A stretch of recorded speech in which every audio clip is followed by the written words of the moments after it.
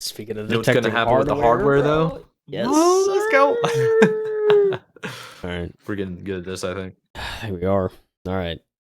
So this is, Next dude, this is, next article. This is a very interesting topic, I think, though, because I was very concerned about the adoption rate of the 40 series, especially after we saw like size of everything on these new NVIDIA cards. Yeah, but physically too. Yeah, I mean, I think some of my speculations are turning out to be true. So, NVIDIA's RTX 40 series cards haven't yet gained traction with gamers on Steam. I actually pulled this article from PC Gamer. Since Windows 10 isn't going anywhere either. Yeah, there's probably a lot of people using Windows 10 still. I have myself have 100%. upgraded, but you know, it's just me. I am not. Oh man. So Steam's latest hardware survey has been released. The key trends for June 2023 show that NVIDIA's RTX 40 series is struggling to gain market share, while Windows 10 remains the most popular popular gaming OS by far. So let's begin with the video card results. The mid-range 50 and 60 cards continue to dominate the list, with the 1650 being the most popular with a 5.50% share, followed by the 3060 at 4.50. And the previous list topper, the 1060 at 4.45. That's kind of crazy, dude. People still using the 1060s and getting some mileage out of them. Pretty nuts. In fact, you have to go down a further 6 spots before you encounter a 3070, which is pretty interesting. Majority of gamers simply cannot and will not spend big dollars on high-end graphics cards. Rightfully so, you know. I don't blame people. AMD's first entry as well is well down the list, and it's integrated graphics. AMD's highest ranked discrete GPU is a vulnerable RX 580. Which is 1% of the overall market share. What's interesting is how NVIDIA's 40 series has so far failed to make much of an impression. The mobile RTX 4060 coming in the 29th spot, and the RTX 4070 Ti coming in at the 35th spot. And the 4070 Ti is like, that's kind of, I feel like that's the card where it's like people like, if you're gonna go for a 40 series, that's the one to go for, right? Because it's like the kind of a cheaper option, and it's it's you insane. get pretty good performance. Yeah. Admittedly, the 40 series as a whole has been available for a fraction of the time its predecessors have been. And the 4060 Ti and the 4060 will definitely climb up the list over the next couple of years. But looking at these results, it's hard to see how NVIDIA could be too thrilled with the RTX 40 series uptake. Does it really care? Does it really care when it's making billions from AI hardware, though? That's a good point, you know? No, NVIDIA is a AI doesn't. leader out here, so yeah, probably doesn't affect their margins too much. CPU results haven't changed much in recent times. Intel maintains a roughly 2-to-1 advantage among Windows users. Interestingly, AMD chips are popular amongst Linux gamers, where that 2-to-1 advantage flips in favor of AMD. That's the Steam Deck effect for you in a nutshell. Steam Deck. Yeah, makes sense. It says what really surprised the writer of this article. I didn't even credit this man, Chris. I don't know that last name. I'm gonna be honest, Chris. I love you, Chris, but I don't know what that last name is, dude. Mike, I don't know if you want to try it, but exactly. You know what I'm saying? Like it's just I'm not gonna butcher it. Yeah. Right. Yeah. What really surprised Chris from PC Gamer. Yeah. What really surprised me as well is the slow uptake in Windows 11. It has a market share of 35.75% compared to Windows 10's 59.43%. Some of that could be due to it being the OS that happens to be older gaming systems, but Windows 11 hasn't provided an entirely smooth ride for gamers, whether it's steep system requirements or a bug that affected Windows 11 at 22H2, which I don't even know about that update. But I will say, Windows 11, I could not actually install it on my old hardware because it was out of date. So I'm sure that's probably the same for a lot of people. So unless you're upgrading, it's like, yeah, you're kind of stuck on Windows 10. Which isn't a bad thing. Windows 10, great OS. But yeah, Microsoft will continue to support Windows 10 for over 2 more years. So many users aren't in a rush to upgrade, rightfully so. It's worth noting that the Steam hardware survey is better seen as a rough idea of market share than an ultimate marker of it. When it comes to monitor resolution, I love this one. This is like, okay, I don't feel so bad I haven't upgraded yet. 1080p remains the most popular resolution by far at 62%. I'm still a 1080p gamer, Mike. You know, I haven't upgraded yet. Yeah. I'll admit it. I know most people that can actually do 4K, and they're just like, nah, 1080p. Yeah. Even the 1440p they can do fine, but they're just something about. I guess it's because I play with mostly like shooters, Yeah. and most of my friends do too, and it's all about the frames per second. It's not about the resolution Yeah, quality. exactly. Yeah. I mean, yeah, if I wanted to, I could probably do 4K, but I just have no desire to like get to that yet. And I don't know. Maybe one day. Yeah. Yeah. Though it is slowly but surely losing a bit of this share to high resolutions, including ultra wide resolutions. Um, every reported resolution above 1080p saw a uptick in adoption.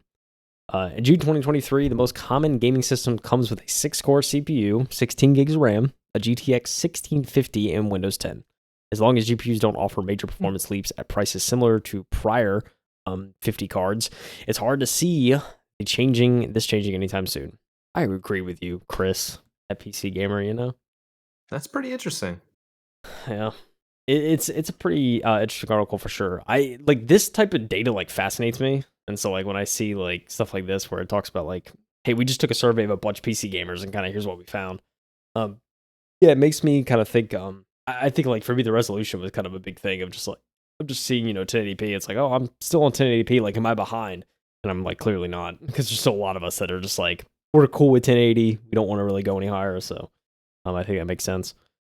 But yeah, I mean, the 40 series, I mean, again, it's still kind of early on in the 40 series life cycle, so It is. I can see Yeah, why it's it's going really to be new. lower, but yeah, the adoption hasn't been like crazy. It's not one of those things where, and I kind of expected this, like it's not a thing where people are rushing out to get a 40 series card, especially if they have like a 20 or 30 series. So, yeah, there's no real reason I feel like unless you're trying to do insane, because like I feel like next series is probably going to like next series or the series after that, it's probably going to be 5,000-6,000 series is going to be like 8K, right? Like that's ideally what you're It going for. So Yeah, it's gonna be ridiculous, but the price is also gonna be ridiculous, and so will the size. yeah, Like a lot of people, a lot. I think one of the major contributions to why people aren't adopting the 40 series quite yet is just when you upgrade that series card, you probably need a new PSU.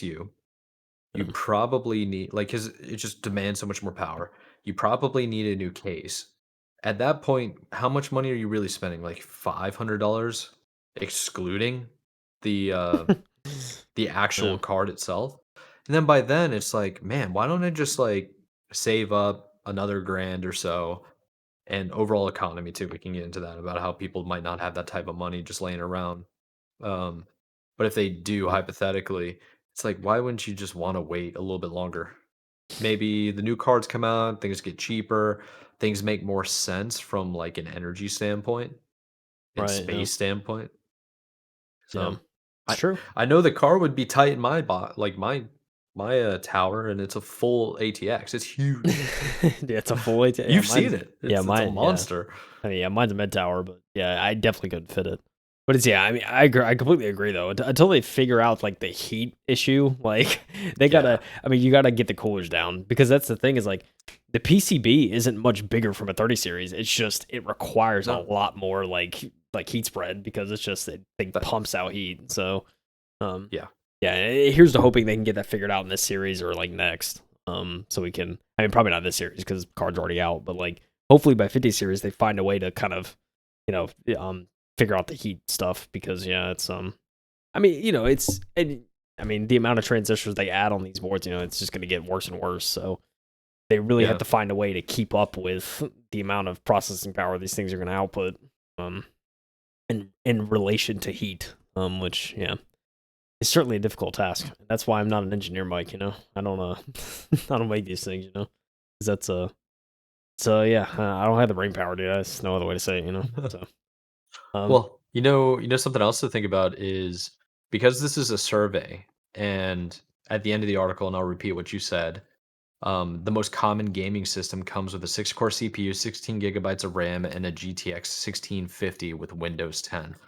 I think that's a very important profile for any game developer because that's like in terms of minimum requirements, I think you need to at least be at that point in order to like sell games because one of the first things I have a really good PC right now. It's dated by a couple of years, but it's still really good. yeah, And I know this, but the first thing I do when I see a game that I find interesting is like, okay, well, what's the minimum requirements? Like, what are the settings that I have to be on in order to get over 100 frames per second. Because if I don't get over 100 frames per second, my next option is like, does it come out on the Xbox Series X? Yeah. Because if it Yeah. does, it's like that makes more sense, you know? Right. Yeah. Yeah, it's a good point. Um, I think, and who knows? I mean, data like this, I'm sure, and I'm sure developers kind of look into this stuff extensively, or Oh at least yeah, they have someone on their team that's like doing a bunch of R&D on this stuff. Because they yeah, better. I mean, yeah, you got certain benchmarks to hit, right? And you have certain things you have to think about the most common situation for gamers, and then kind of work from there. Of like, what can we swing this game on, like minimum, Yes. and then what, Yeah. because obviously, And that's you have plenty of headway in terms of how like insane you can make graphics and stuff, but yeah, you have to get the baseline right. So that's like yeah. most important. And that's like even before they get to the point of optimizing their game, you know? Because some games they're just like poorly optimized and they run like trash no matter what like hardware it's set up on. Yeah, And it's then other true, dude. games can run on a toaster and be perfect and look amazing. Yeah, You know, it just depends. yeah. Depends on a lot of factors. This But it thing, is dude. pretty cool to see this information, you know? I Yeah, find it pretty interesting. yeah. I mean, I think if you take anything away from this article, it's at the end of the day, if you're gonna make a game, dude, make BattleBit. I mean, come on, dude, make a poly sim that's like really low res and can run on anything, because that's a guaranteed hit, assuming they get all the other stuff sorted. Hey man, that's exactly what I said last week. I was just like, developers need to realize it's not about how it looks, it's about how it plays. And Yeah, if like there are people that will still go back and play Spyro because it's like or Mega Man because it's like it's a good story overall and it's really fun to play. yeah, It's like just be fun to play. That's why like indie games are popping off left and right now yeah. because they're fun to play. It's true, dude. And also some of them look amazing. Just saying. It's very true, dude. There's a lot of stuff out there, man. It's crazy the type of games people can make on such low budgets. These can be creative 100%. sometimes, you know? All it takes. Creative, have a vision, and just concentrate, focus, have a plan, get it done. Focus. Understand? All the motivational stuff that you hear on a day to day, you know? It's very true, dude. Especially, Positive affirmations.